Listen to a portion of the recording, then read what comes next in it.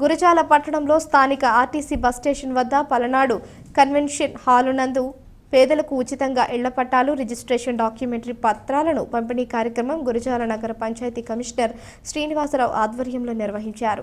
ఈ కార్యక్రమానికి ముఖ్య అతిథిగా గురజాల నగర పంచాయతీ చైర్మన్ పోలు పవన్వయి వీరారెడ్డి పాల్గొని నిరుపేదలకు ఇళ్ల పట్టాలు పంపిణీ చేశారు. ఈ సందర్భంగా ఆయన మాట్లాడుతూ రాష్ట్రంలో అర్హత కలిగిన ప్రతి ఒక్కరికి ఇళ్లు ఇచ్చిన మాట నిలబెట్టుకోవడం ఒక జగన్మోహన్ రెడ్డికే దక్కింది అని, ఇచ్చిన హామీలను కాక అదనంగా హామీలను నెరవేర్చిన ఏకైక ముఖ్యమంత్రి వైఎస్ జగన్మోహన్ రెడ్డి అని, ఆయన అడుగుజాడల్లో గురజాల ఎమ్మెల్యే కాసు మహేష్ రెడ్డి తూచా తప్పకుండా నడుస్తున్నారని, అంతేకాకుండా గురజాల పట్టణానికి ప్రధాన సమస్య మంచినీరు అని, దానికోసం కోట్ల రూపాయలతో రోజుకు 1,00,000 లీటర్లు వచ్చే విధంగా వాటర్ ట్యాంకులను నిర్మాణం చేయుటకు పనులను ప్రారంభించామని, త్వరలోనే నీటి ఎద్దడిని లేకుండా చర్యలు చేపడతామని అన్నారు. ఈ కార్యక్రమంలో vice chairman Mannem Kanyakumari Prasad, councillor Kukkamodi Anil, Karra Giribabu, Chittimala Prasad, DJ Narayana, Srinivas, సచివాలయం సిబ్బంది తదితరులు పాల్గొన్నారు.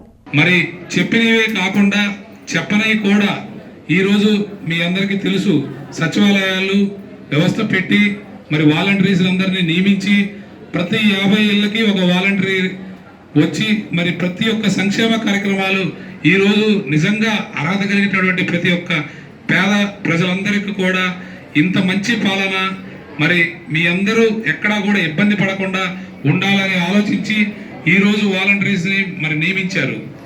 మరి వాలంటీర్స్ నియమించడమే కాదు, మరి ప్రతి ఒక్కరికి కూడా ఏదైతే ఆ రోజు మేనిఫెస్టోలో ఆయన పెట్టాడు, ఏమని విద్య పట్ల, వైద్య పట్ల, మరి పేదలందరికీ కూడా ఇల్లు ఇస్తా అని ఆ రోజు మాట ఇవ్వడం జరిగింది. గత ప్రభుత్వాల్లో మీరందరూ చూసుకున్నటువంటి విషయం ఒకటేనమ్మా, ఏదో ఇళ్ల పట్టాలు అమ్మ ఒక 5 నిమిషాలు సైలెంట్గా ఉండండి. గత ప్రభుత్వాల్లో మరి ఏదో మొక్కుబడిగా ఇళ్ల పట్టాలు ఇవ్వడం, మరి స్థలం ఇచ్చి వదిలేయటం, మరి మనం అందరం కూడా గడిచిన 75 సంవత్సరాల్లో మరి చూస్తున్నాం.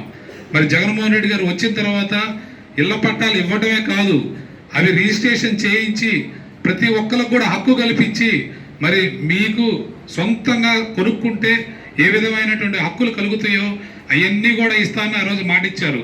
మాట ఇచ్చిన ప్రకారం ఇళ్ల పట్టాలు ఇచ్చారు. రిజిస్ట్రేషన్ చేసే టైంలో మరి చంద్రబాబు నాయుడు గారు ఏం చేశారనేది ఇప్పుడు అందరూ కూడా చెప్పారు.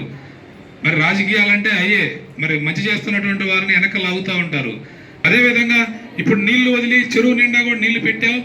మరి మోటార్లు ఎక్కడైతే అవసరమవుతున్నాయో మోటార్లన్నీ కూడా రిపేర్లు చేయించి మళ్ళీ ఇంకా కూడా డెప్త్ మోటార్లు వేస్తే నీళ్ళన్నీ వస్తాయని అవి కూడా చేస్తూ ఉన్నాం. మరి ఎక్కడైనా ఇబ్బంది ఉండి ఇంకా మనం ఏమీ చేయలేమనే చోట ప్రతి ఒక్కరికి కూడా వాటర్ ట్యాంకర్లు పంపిస్తున్నాం. దయచేసి మీరు అర్థం చేసుకోండి. మీరు ఎవరైనా సరే నీళ్లు డ్రమ్స్ పెట్టుకోండి ఇంటి ముందు. మీరు ఒకవేళ పనికి వెళ్ళినా బయటికి వెళ్ళినా మీ ఇంటి ముందు డ్రమ్ములు పెట్టండి. ప్రతి వార్డుకి ఒక వాటర్ ట్యాంకర్ చొప్పున మేము ఈరోజు పెట్టడం జరిగింది. మేము ఎక్కడా కూడా ఎలక్షన్ కూడా వచ్చింది, ఎలక్షన్స్ వచ్చినాయి, మరి ప్రజల్ని ఎక్కడా కూడా మేము వదిలేయలేదు. ఎలక్షన్లు రాకపోయేదానికి సిద్ధంగా ఉన్నాం. ప్రతిరోజు మీరు ఇంటి ముందు డ్రమ్స్ పెట్టుకోండి. కొంతమంది అంటున్నారు అక్కడే ఆపుతున్నారు ఇక్కడే ఆపుతున్నారని.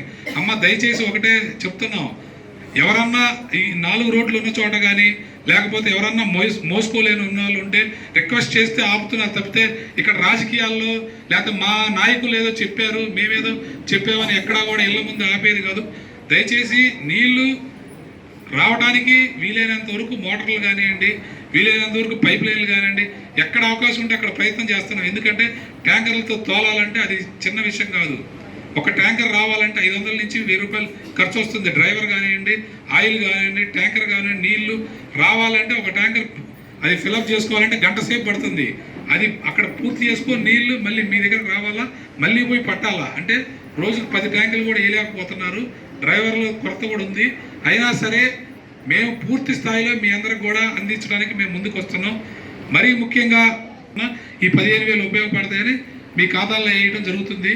మరి ఇంగ్లీష్ మీడియం చదువులు కూడా మరి ప్రైవేట్ స్కూళ్ళకి ధీటుగా ఉండాలని గవర్నమెంట్ స్కూల్లో కూడా ఆయన ప్రవేశపెడితే అది కూడా తెలుగుదేశం వాళ్ళు ఇంగ్లీష్ మీడియం ఎందుకు, మరి ప్రభుత్వ పాఠశాలలో తెలుగు మీడియం ఉంటే బాగుండు, ఇవన్నీ ఇంగ్లీష్ మీడియం ఎందుకని ఆయన కూడా అది కూడా ఆపడం జరుగుతుంది. అట్లా నాడు నేడు పేరుతోటి ఈరోజు మీ పిల్లలు బడికి వెళ్తే ఈరోజు ఎన్ని డెవలప్మెంట్స్ రూమ్స్ కానివ్వండి, బెంచీలు కానివ్వండి, ట్యాబులు కానివ్వండి, పుస్తకాలు, బ్యాగులు, షూసు, అలా చెప్పుకుంటూ పోతే గతంలో ఉన్నటువంటి స్కూల్స్ ఎలా ఉన్నాయి, ఈరోజు మీ పిల్లలు బడికి వెళ్తుంటే నాడు నేడు పేరుతోటి ఎంత డెవలప్మెంట్ అయిందో మీరందరూ కూడా గ్రహించండి. కొంతమంది పెట్టుకున్నారు, ఏది ఇల్లున్న వాళ్ళు మళ్ళీ పెట్టుకున్నారు. కొంతమంది రేషన్ కార్డు విడగొట్టలేదు, అంటే వాళ్ళ తల్లిదండ్రుల కార్డులోనే ఉన్నారు. అట్లాగా కొంత టెక్నికల్ ఇష్యూస్ వల్ల వాళ్ళందరూ పక్కన పెట్టారే కానీ ఎక్కడ కూడా ఒక కౌన్సిలరు, ఒక చైర్మన్, ఒక ఇంకొకళ్ళు ఏదో ఒక లీడరు ఎవరు చెప్పి ఎవరైనా కూడా పక్కన పెట్టించలేదు. ఇక్కడికి పట్టాలు ఏదైతే రిజిస్ట్రేషన్ డాక్యుమెంట్స్, తర్వాత ఇల్లు కట్టుకున్న వాళ్ళు తెలియజేయాల్సింది ఒక్కటేనమ్మా, మళ్ళీ 13 ఎకరాలు ఎమ్మెల్యే గారు స్వీకరించారు, రైతులందరూ కూడా అగ్రిమెంట్ అయ్యారు.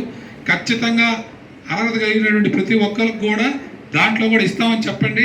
ఎందుకంటే రాని వాళ్ళు చాలా బాధపడతారు. ఈరోజు మీరందరూ సుమారు 5 నుంచి 10 లక్షల రూపాయలు లబ్ధి పొందారు, మాకు ఏమి రాలేదు. ఏదో అంతకుముందు ఒక ఇళ్ల పట్టా ఇస్తే అదేదో ఒక 50,000 కొట్టసిరి లక్ష్మి,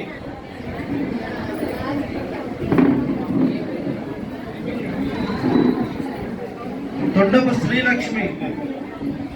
శ్రీలక్ష్మి, చూడు